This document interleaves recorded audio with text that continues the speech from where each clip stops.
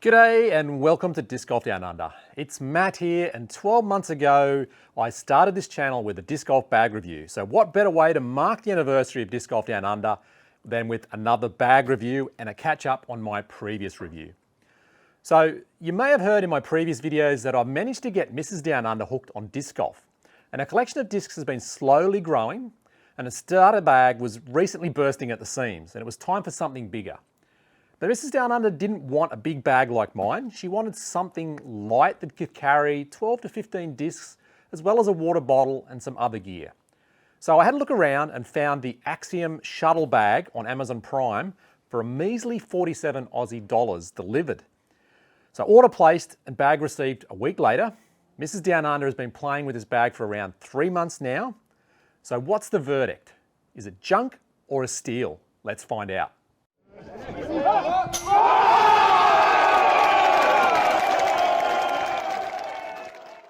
So I've got here my MVP Voyager Pro version 2 bag that I reviewed 12 months ago. This bag retails for around 150 US dollars, and I picked mine up around 18 months ago for 240 Aussie dollars delivered to Sydney. You can check out my review of this bag here, and I'll be comparing the top of the line Voyager Pro with the Axiom shuttle bag, which retails for just 35 US dollars. So first of all, this bag is available in both MVP and Axiom flavors. The MVP shuttle bag is a grey bag with 5 different accent color options. We've got aqua, red, orange, lime green, and royal blue. The Axiom shuttle bag is a little more colorful and is available in 5 colors also: black, heather blue, heather grey, heather red, and heather teal. And this one is the heather red. And that's it for options.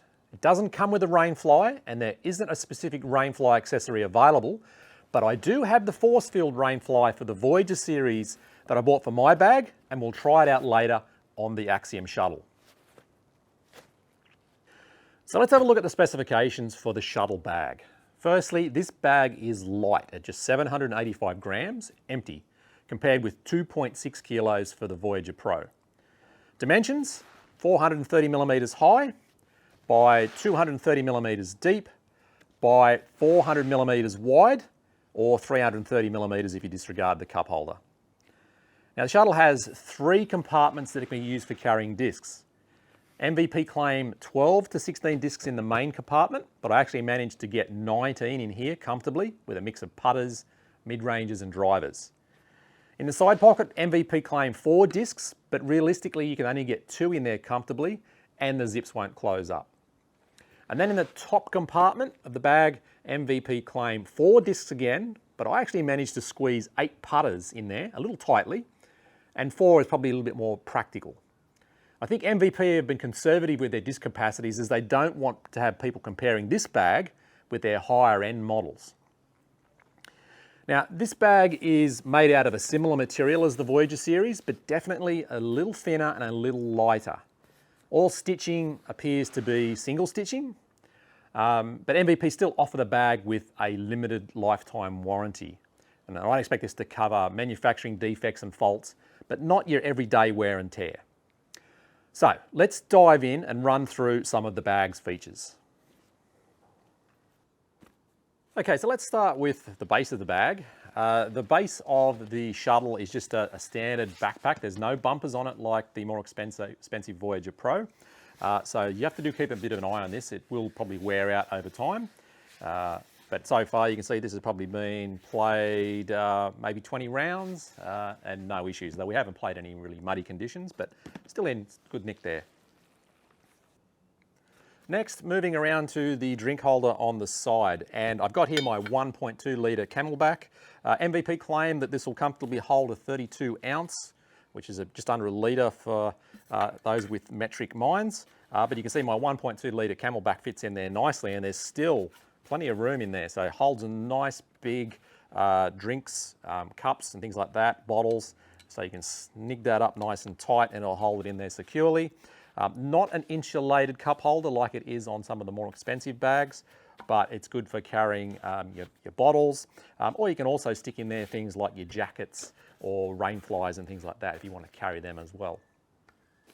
Moving around to the back of the bag now, and the back itself has some lightweight padding, around about a centimetre thick. Definitely not as padded as it is on the more expensive bags, but it's enough. And it's got this mesh material as well to help with airflow. So that's on the back.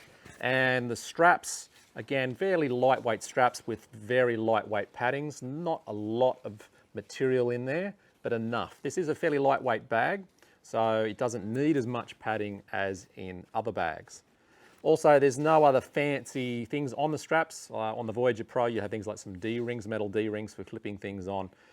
This has nothing on there, and the same basic adjustable straps on there so that you can adjust the length of the straps. Quite easy to use and adjust. Apart from that, it's fairly basic. We've got a bit of heavy-duty stitching at the base of the straps, but otherwise, most of the stitching is single stitching. So it's really just the straps here, where we've got the X stitch and the X stitch down the base. Everywhere else is pretty much single stitching. Okay, moving to the top of the bag now, and the strap, we've just got a simple, very basic strap on there. It's just a bit of material that's been folded over and stitched, and so no real padding in that. But as I said, it's a light bag, and they've tried to keep the weight down as much as possible. So that's at the top. And other than that, there's no other straps that you get. There's no straps on the sides of the bag. So you get in some of the other bags like the Voyager for putting equipment in. And that's pretty much it.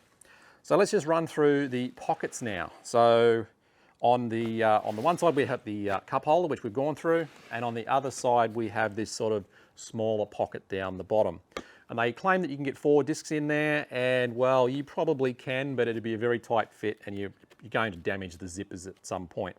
So you can pop a couple of discs in there. I probably wouldn't use it as such, but yeah, nice disc there, Axiom Hex, keep an eye out for that in a future review.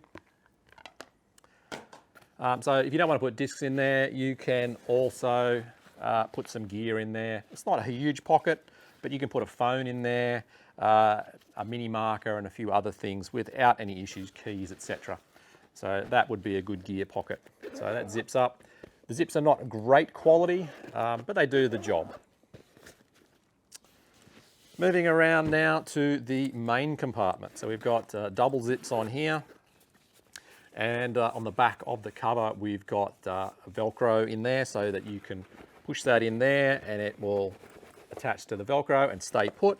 So, and then you can have that as your setup while you're playing. So at the moment, I've got in here 19 discs, and you can see I can pull the discs out. There's enough room. I could probably even squeeze in 20 if I really wanted to push it. But the discs coming out. Maybe you might struggle a little bit with the end ones if you've got that many discs in there. But if you knock it back to say 17 or 16, you've got plenty of room in here, and it's very, tons of capacity. So if I just pull all those discs out,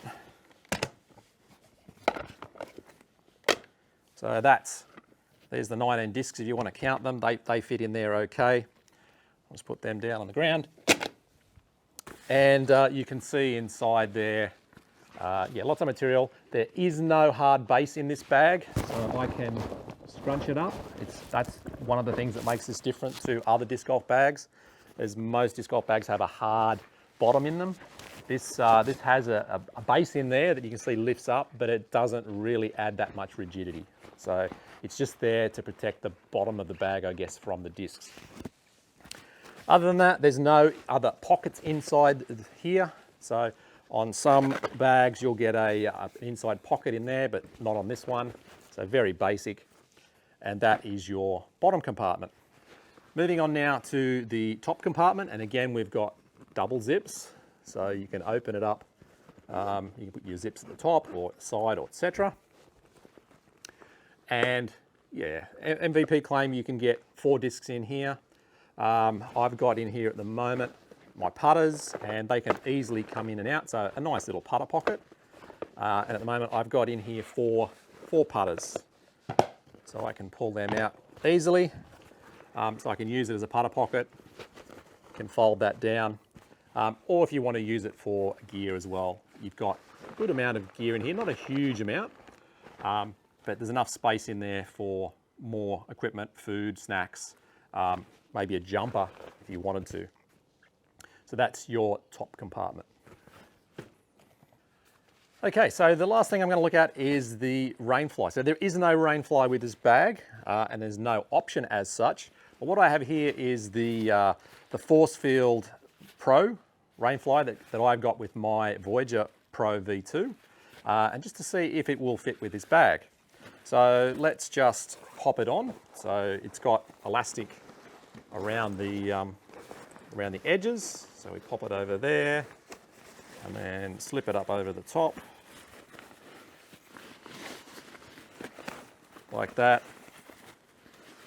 and then just adjust it into position. And you can see this is a smaller bag than the Voyager series of bags, so the rainfly actually sits on here quite comfortably.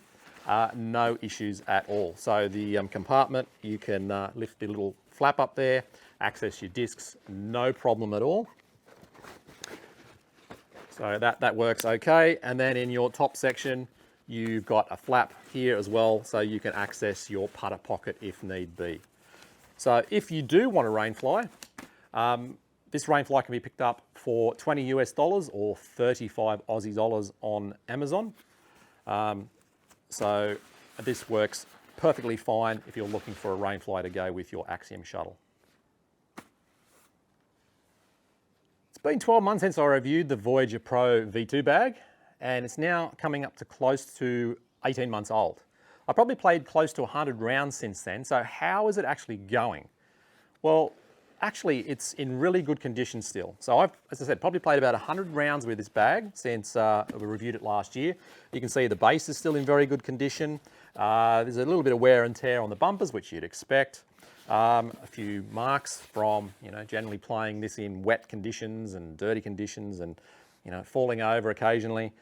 Zips are still in very good condition, so is the Velcro, that's all working fine, so no issues there. A little bit of, you might be able to see up the top, a little bit of fraying of the stitches in the putter pocket, but this does get a lot of use, pulling putters in and out. I usually have 2 putters in the pocket up the top and then another 3 in this main section up here too. But generally all the straps are working, all the buckles are in good condition, and I'm really happy with this bag 12 months on from when I looked at it last. So very good quality bag, much more expensive than the Axiom shuttle, but if you're looking for that top quality, top of the shelf disc golf bag, then check out the Voyager V2. Okay, for less than 50 bucks, I thought the shuttle bag was going to be cheap and nasty, but honestly, I was really surprised. Now, the material doesn't feel premium, but it's also not bad and it does the job. The fabric is not as thick and the zips feel cheaper. And will it last as long as something like the Voyager? Highly unlikely, but at a fraction of the price of the Voyager Pro, I can buy 5 of these for 1 Voyager. And what about comfort? Well, there's not as much padding and the straps are a little rougher in the shuttle bag, but the lighter weight means that this isn't as much of an issue. I'd still prefer to carry the Voyager Pro, but for a starter or intermediate player with less than a dozen discs, this will do just fine. Your back will thank you for the much lighter weight overall. And I have to say, MVP's done an excellent job here, managing to cut costs down to a bare minimum while still retaining the key features needed in a disc golf bag. So if you're a beginner or an intermediate player looking to move up from your tiny little 3 to 6 disc bag to something bigger, but don't want to fork out $200+ for a bigger bag, the MVP and Axiom shuttle bags are well worth a look. Well, that's a wrap for video number 38 and 1 year of Disc Golf Down Under. I hope you're enjoying the content, and if you are, make sure you like, subscribe, and share this video with your golfing buddies. Also, let me know in the comments what things you look for in a disc golf bag. Is it disc capacity, lightweight, number of pockets, comfort, price, or something else? Anyway, thanks for watching, and I'll catch you in the next video.